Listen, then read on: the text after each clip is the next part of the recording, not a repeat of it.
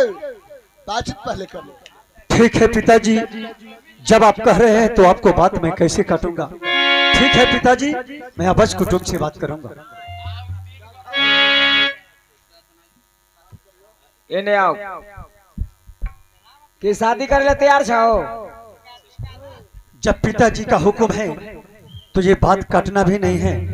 पूछिए आप क्या पूछना चाहते हैं। वही ना कहा छो तैयार छो ना तो ठीक है, तैयार है। ठीक है, न करता हो शादी तो तोरा बाप के करे के हो तोरा।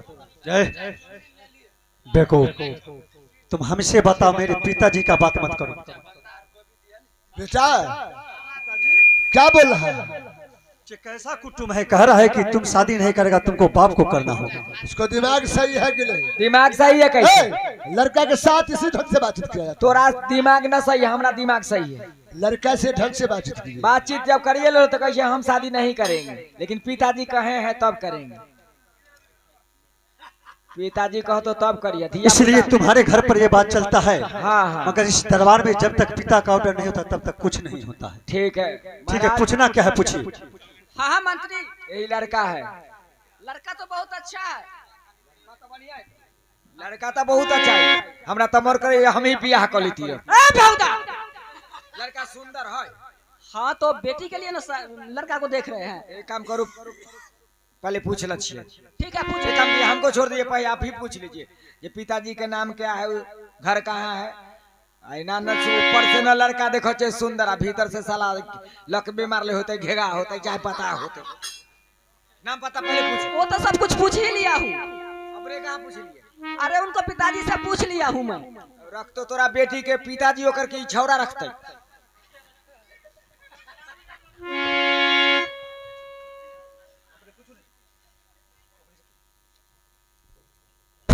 आपका नाम क्या है? क्या मेरा नाम? हाँ, आपकी नाम क्या? आपके पिताजी का नाम क्या है? घर कहाँ है?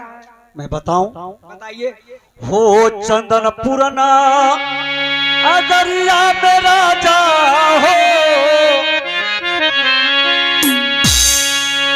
हो चंदन पुरना दरिया में राजा जी हराबा हो लागई तू आरिया।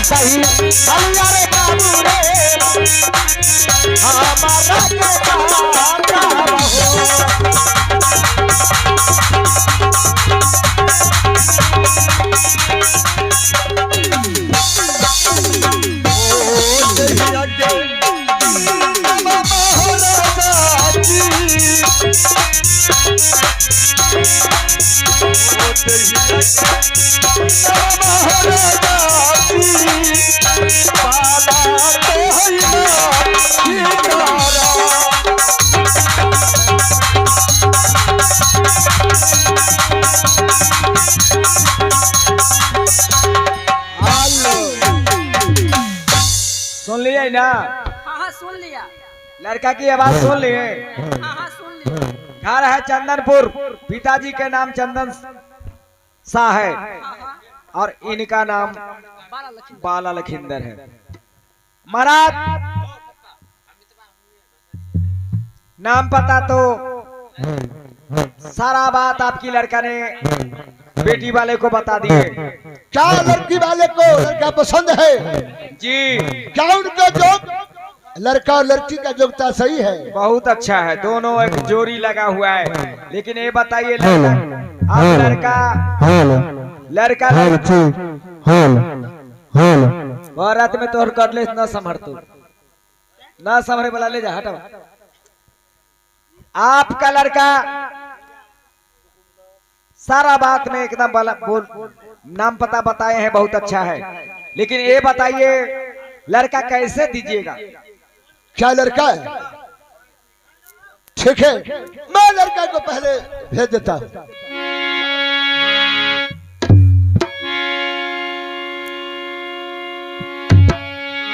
लड़का कैसे दीजिएगा? लड़का कैसे दीजिएगा?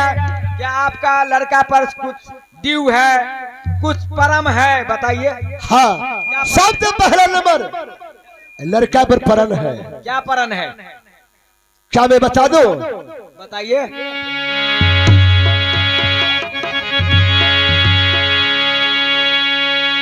पहला परन क्या है वो पहले सुन लीजिए। अहो लोहे के मछलिया ये राजा, ये है पहला परन। लोहे का मछली। अरे जहाँ चावल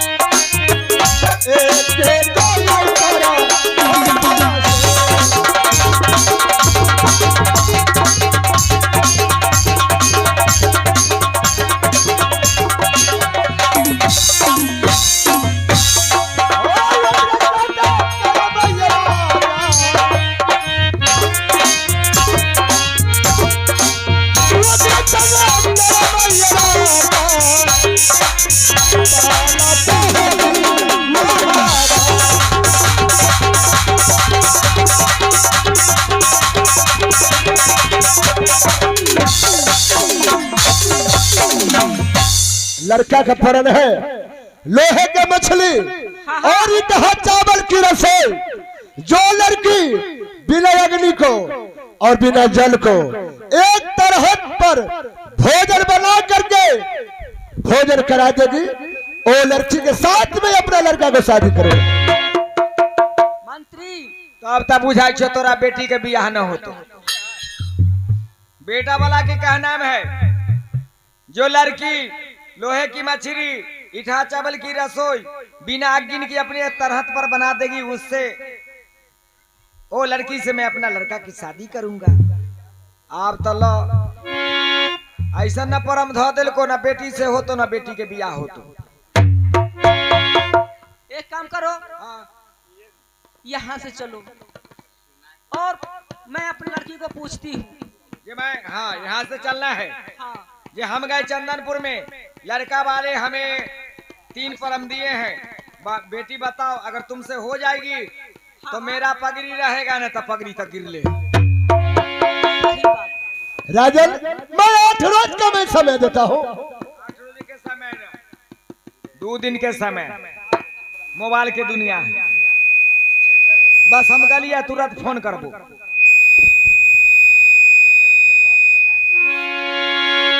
चला चला चला हमार राजा हो अबे चूहा पूरा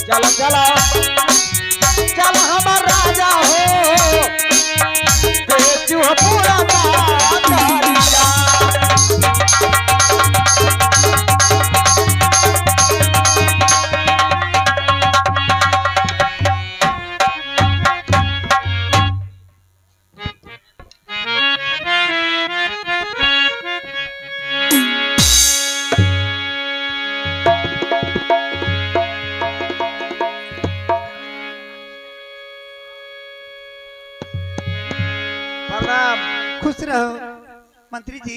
जी ये बताए किसने बुलाए हैं?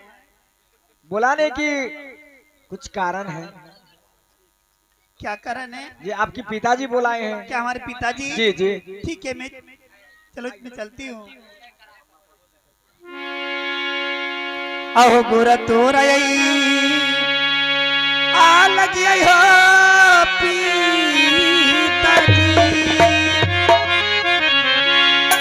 करिया हो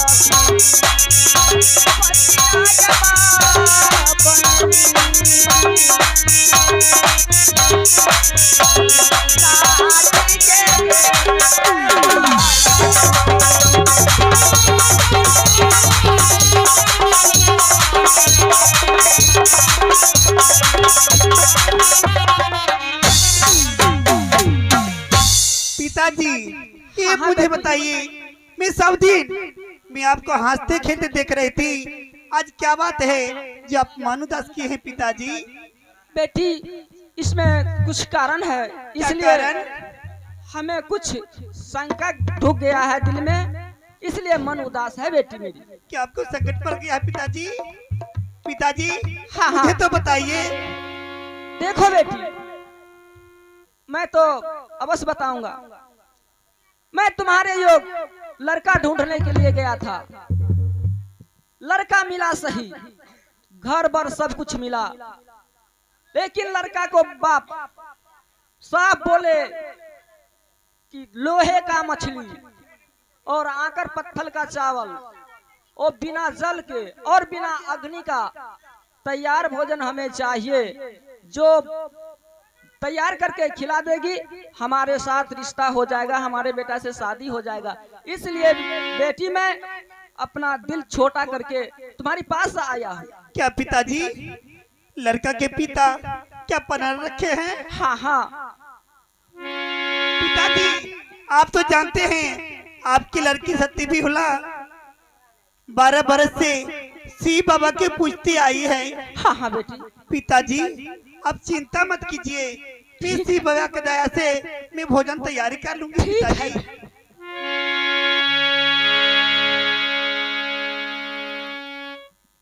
पिताजी। पिताजी हाँ हाँ बेटी, आप वो राजा के पास जा सकते हैं पिताजी। मैं अवश्य आऊंगा। ठीक है पिताजी जाइए।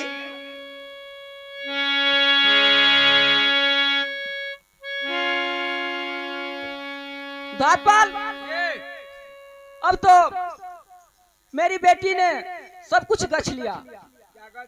हाँ हाँ अदान मैं ऐठ रहा हूँ मौज को। ओ चला चला चला हमर मालिक हो, आ चंदन हो पूरा करिया।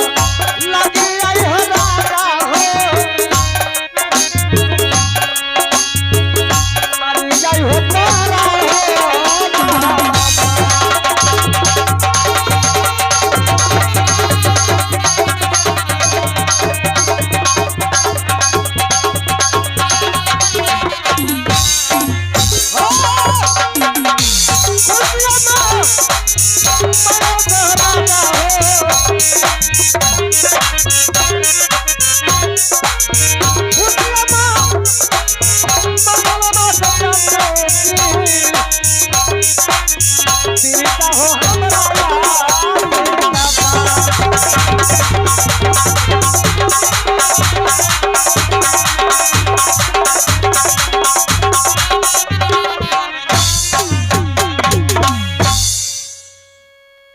क्या जी आप दोनों आदमी बातचीत करके आ गए? हाँ हाँ, मैं बेचूपुर से चलकर मैं चंदनपुर में आया हूँ, और बेटी वाला जो है इनसे पहले बात कीजिए, सारा गार्जियन ये है। क्या लेन आप देन अपने लड़की से बातचीत किए? हाँ मैं तो बातचीत कर लिए हैं, वो सब कुछ भार संभाल ली है। क्या ईट है चावल की रसोई, लोहे की मछली, हाँ हाँ बिना अग्नि को हाँ। और बिना जल को, हाँ हाँ जो लड़की एक हाथ तरह से बना करके हाँ भोजन करा देगी, मंजूर कर लिया? हाँ मंजूर है। तो ठीक है, तो आप लड़की को बुलवाइए, मैं लड़की देखूंगा। आप लड़का देख लिए हैं? अपना के तो चंदनपुर में आवे कल हाँ हाँ एक काम कीजिए, कल आप जल्दी से आइए। क्या आदमी से आते हैं? कितना आदमी से बुलाते हैं? आए 14 आदमी नहीं आएंगे, 11 आदमी आएंगे। 11 आदमी। हाँ आइए, ठीक है, चलिए। मछली भात वाला बात है, चलो की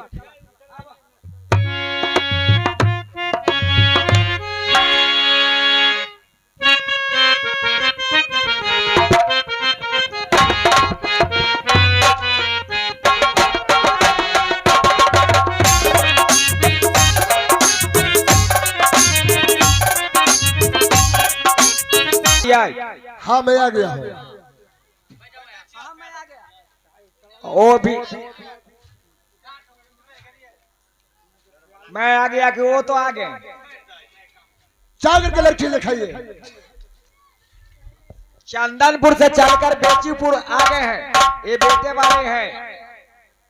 ठीक है, आ गए हैं तो अपनी लड़की को मैं बुला रही हूँ। हाँ, सती बिहुला के बुलाकर, और वो अपने हाथ से बनाएंगे ईठा चावल की रसोई, लोहे की मछली बिना अग्नि का तरहत पर, और भोजन करेंगे।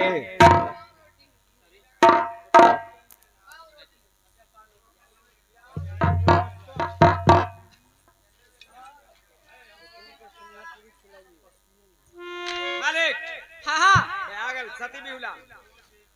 देखो बेटी, तुम आ गई। हाँ पिताजी। देखो वो चंदनपुर से चल करके यहाँ चले आए हैं बेचूपुर शहर में। अब उन्हें तुमने जो बात कही थी कि मैं बिना अग्नि का और बिना जल का आकर का चावल और लोहे का मछली बना करके पिताजी मैं अवश्य खिला दूंगा। ठीक है पिताजी।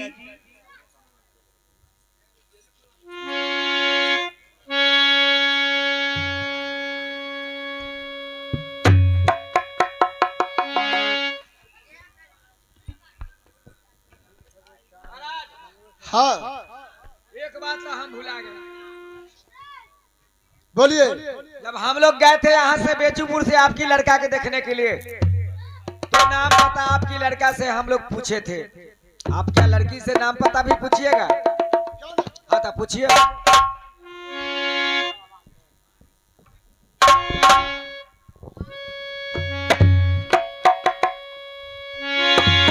क्या बेटी, मैं कुछ पूछूं? कहिए ना बाबूजी। अब कहा तोरा घर बेटी,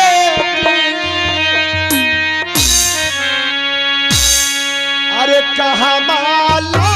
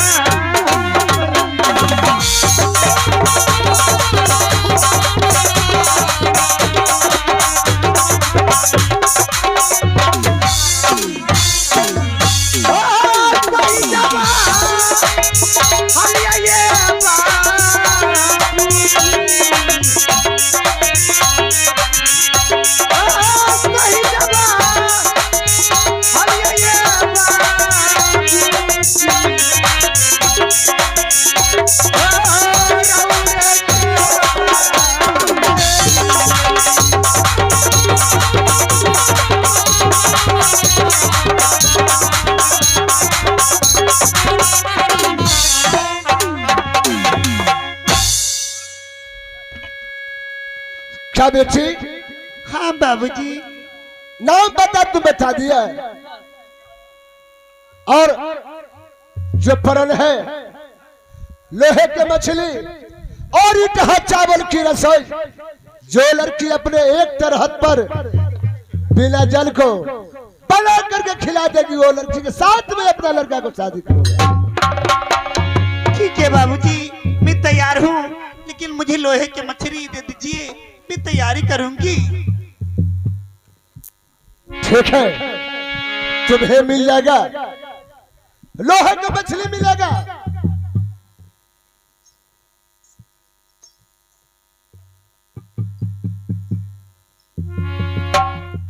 बेटी सती बिहला इसी में है लोहे का मछली।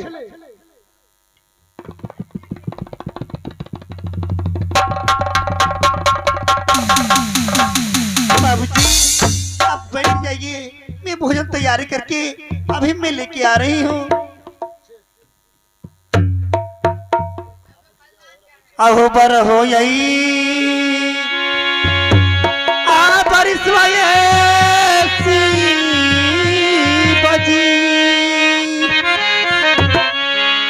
आ पूजा कर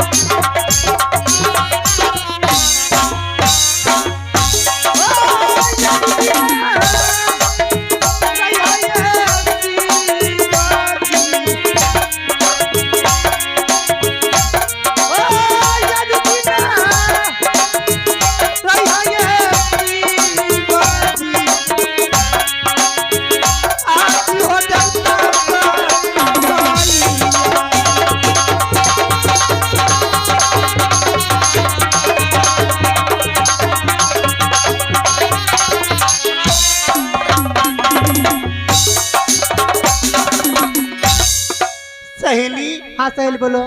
खाना तैयारी है, चलो मैं चल के खिला देती हूँ। ठीक है सहेल चलो ना।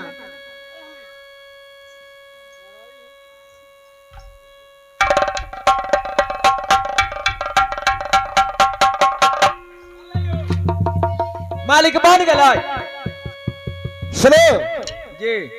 ये मछली तैयार है और चावल हाँ देखो जो इसमें कैसा टेस्ट बना है इसे। देख का की करिए, खाइयो ना यहाँ। पहले तुम चेक करो। पर आप चेक ना कीजिए, आपकी लड़का से ना लड़की की शादी होगा। ठीक है मैं चेक करता हूँ।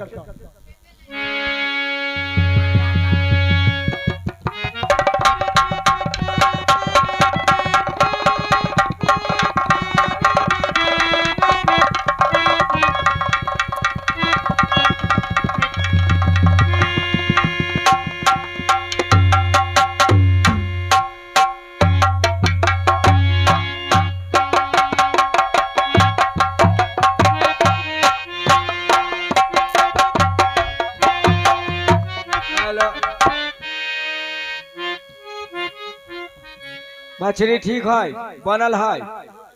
खलहो कल्ला तोरा दियाद में मरल रह, छुटका रहे तोरा देखी के न रह। खलहो कल्ला हाँ तो बाहर में कर कुटमैता में चले न खेबै हम ना, हमरा दियाद में अथी छुटका भेल।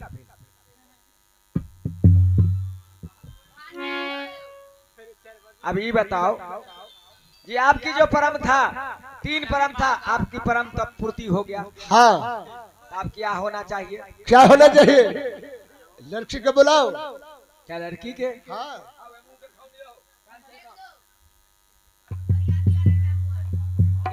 1000 एकाउंट हो लड़की के पहले।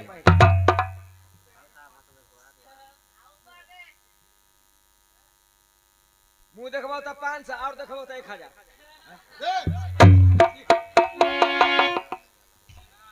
तुम्हारा दिमाग सही है कि नहीं? ये मैया दिमाग के नाम से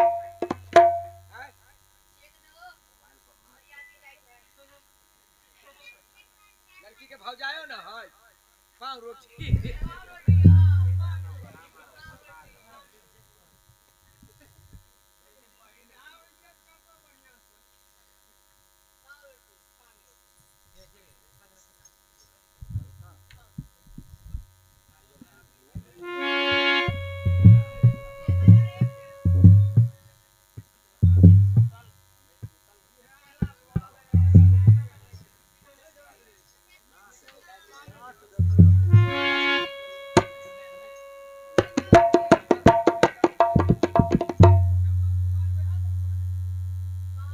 हाँ ताल मंजूर हो गए शादी के।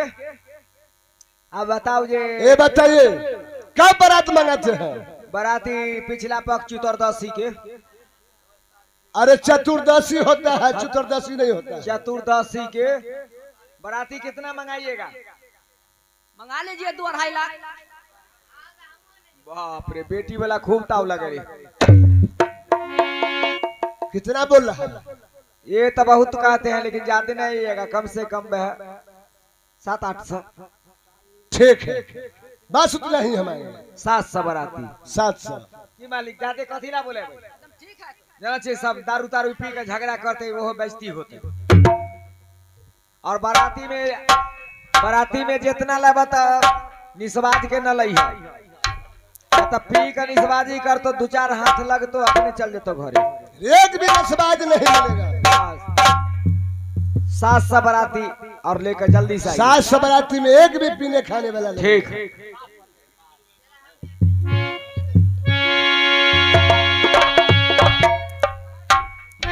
मालिक बरियाती सके तक कह दिलिए आए गिटार नहीं सके।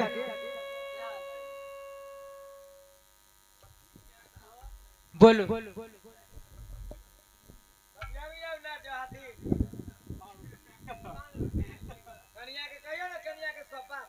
हेलो, ए सुन रही हो? हाँ सुन रही हूँ, बोलो। ये तो सब दिन तारीख पड़ गया है। हाँ और 13 तारीख की चतुर्दशी के रोज बारात आ रहे हैं समझी साहब लेकर के। बारात। हाँ हाँ, अब टाइम नहीं है, तू भी जा करके टोले मोहल्ले में कह दो, वो लाडली को जो सखी सहेली सब है वो अपना गीत नाच शुरू करेगी। ठीक है, जा करके जल्द ही बुला है, करके कह ले देते आओ। हैं।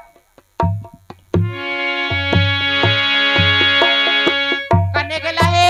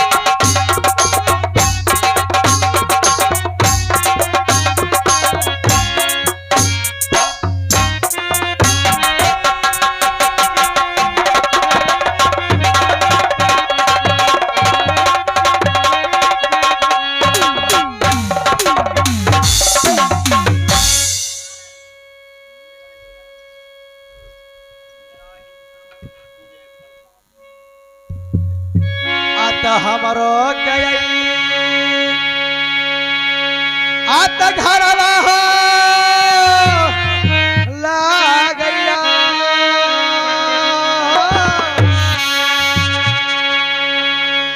आहो सरी होती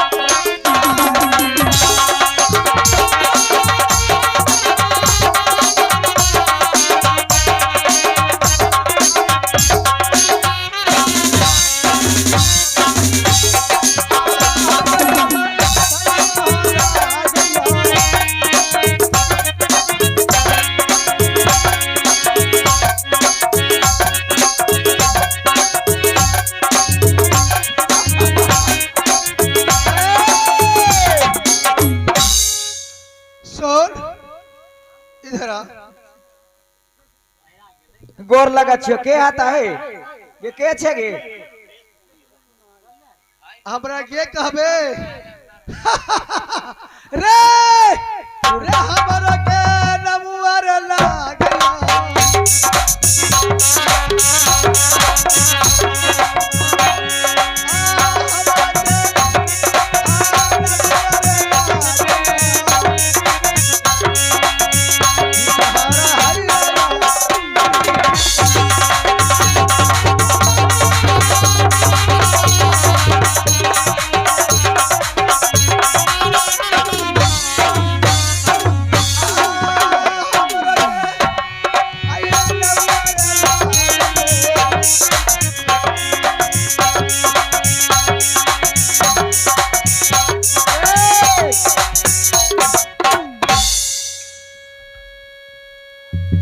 अपने के नाम की है बिसार छिया ये मई हिया हमरा त डर लगैत रहे हम कहली के भूता रहे आ गोरा तोरा लगी आई बता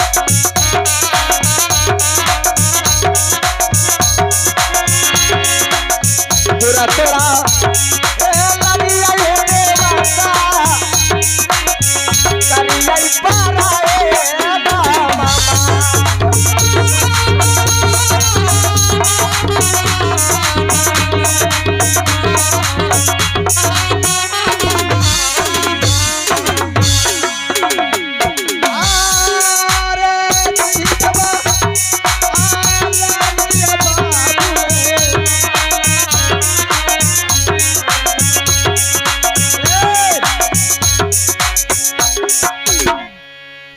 सुन, तू हमरा के पहचान ले। हाँ हाँ हम यहाँ जाया बिसारी और हमारा स्थान उसी डी में पड़ गलो। हाँ सच जब हलिया रे बाबू रे।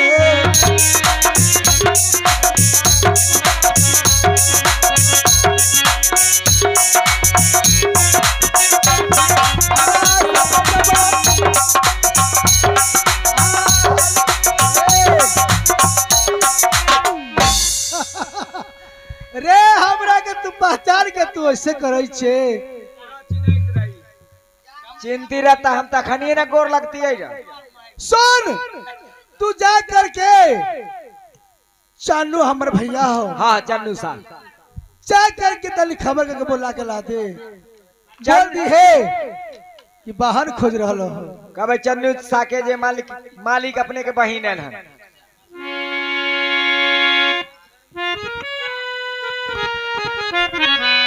प्रणाम। खुश रहो। बहिन अलहन बहिन। कौन बहन? ओहे बहिन। अरे बहन चंद्रावती हाँ कब मर गई? ये मैया मर गए हैं लेकिन अबे कल है। कहा उसको सामने करो। देखियो ना भूत बन के आयल है। क्या भूत मर गए? हाँ हटले रहिए ना तच्ची बाजे तो। बोला उसको।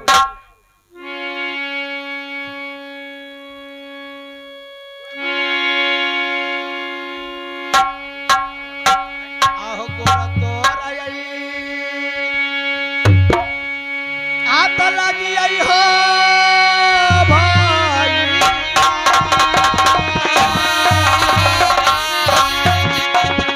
आहो भैया हो भैया।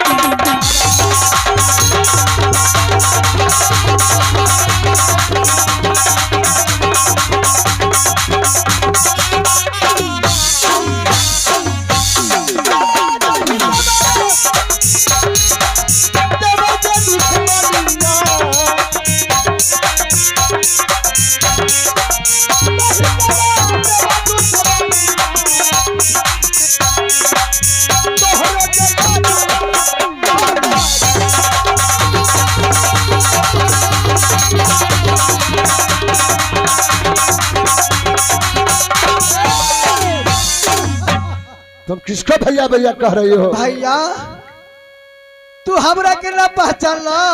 नहीं, और पहचानना भी नहीं है। तू हमरा के ना पहचान लगे वही चंद्रावती जो हमारे घर रहे चंदनपुर और पिता के नाम चंदन सा रहे और भैया की चन्नू सा रहे और हमारे नाम चंद्रावती रहे। आई वही विषहर और तर्क माँ कुमारी कोख से उसी की सरदार ले लिया हमारे विषहर। आगे हमारो बहिनिया के रहलई आगे मारी के हारी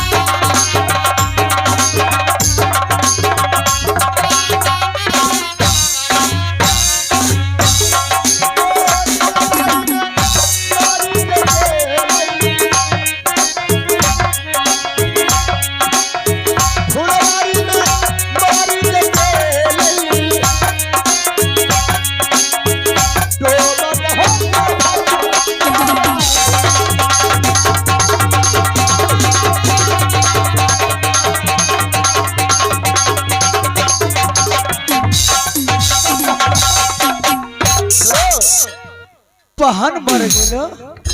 बहन चंद्रावती जो है वो जीवित नहीं है, तुम झूठ बोल रही हो। वही हई जो हमरा डोब के हाथ से फेंकबले रहे उस सीढ़ी में। आई कुमारी कोख से उतार ले लिया बिसहर, वही पहचान लो। आई हम काहे खातिर अली भैया, काहे खातिर? आता हमारो आता देता हो या भैया, आहो खुशी हो मन से।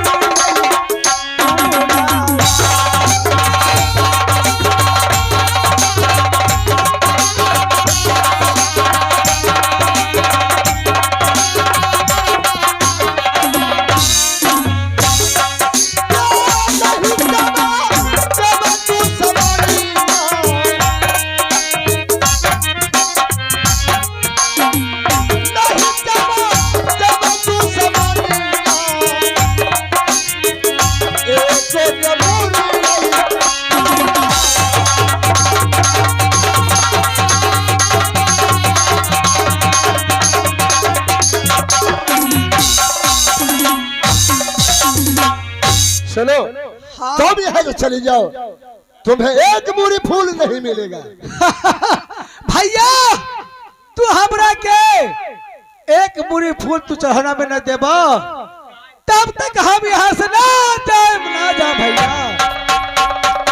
तुम चली जाओ यहाँ से। कभी नहीं, कभी ना जाए। क्या तुम ले जाओगी? ना अचार जी मैं कहता हूँ